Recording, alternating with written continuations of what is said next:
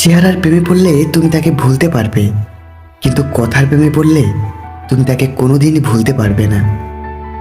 উকিল চায় আপনি ঝামেলায় পড়ুন, ডাক্তার চায় আপনি অসুখে পড়ুন, পুলিশ চায় আপনি বেআইনি কাজ করুন, ইলেকট্রিশিয়ান চায় আপনার বাড়ির ওয়্যারিং জ্বলে যাক, বাড়িওয়ালা চায় আপনি যেন জীবনে বাড়ি করতে না পারেন, মুচি চায় আপনার নতুন জুতো ছিঁড়ে যাক, ব্যাংকার চায় আপনি টাকা লোন নিয়ে ঋণগ্রস্ত হন, প্রাইভেট টিউটর চায় আপনার সন্তান পাঠ্যপুস্তকের পড়া কম বুঝুক, শুধুমাত্র চোর চায় আপনি ধনী হন আর মহাসুখে নাক ডেকে ঘুমান।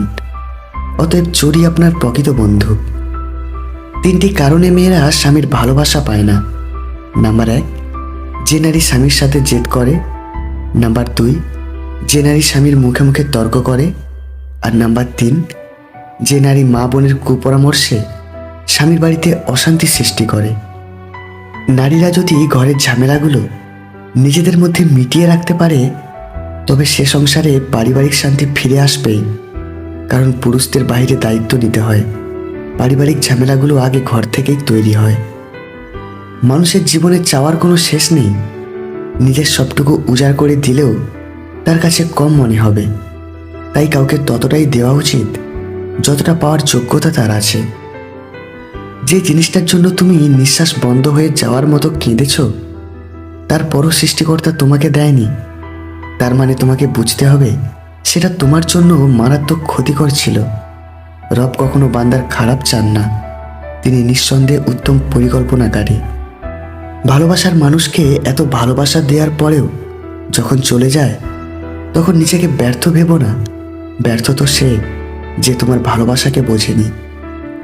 সারাদিন অফলাইনে থাকার পর অনলাইনে এসে যদি দেখেন আপনার ইনবক্স ফাঁকা, তবে বুঝে নেবেন আপনার আসলেই কেউ নাই।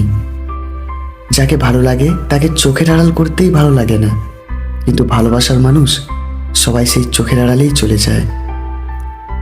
যতদিন মানুষ অসৎ থাকে ততদিন তার কোনো শত্রু থাকে না, কিন্তু যেই সে সৎ হয়ে ওঠে তার শত্রুর অভাব হয় না। হাতের আঘাত শরীরে লাগে, তবে কথার আঘাত মনে লাগে। স্ত্রীর গোপনাঙ্গ মুখে নিলে কি হয়? চিকিৎসা বিজ্ঞান এটিকে না করেছেন তখনই যখন যৌনাঙ্গ পরিষ্কার না থাকে। অপরিষ্কার যৌনাঙ্গে নানান জীবাণু থাকে, তখন মুখ দিলে যৌনবাহিত রোগ হতে পারে। সবচেয়ে বড় অন্ধ সে যে নিজের দোষ চোখে দেখে না। সবচেয়ে বড় অশিক্ষিত সে যে নিজেকে সর্বদা নির্ভুল মনে করে। কখনো কখনো মাত্রাতিরিক্ত স্বাধীনতা মানুষকে আধুনিক বানানোর চেয়ে অসভ্য বানিয়ে দিচ্ছে শতগুণ। কোনো মানুষই কারো কাছে গুরুত্বপূর্ণ হয় না। কখনো কখনো সময় কাটানোর জন্য কেউ কারো কাছে গুরুত্বপূর্ণ হয়ে ওঠে।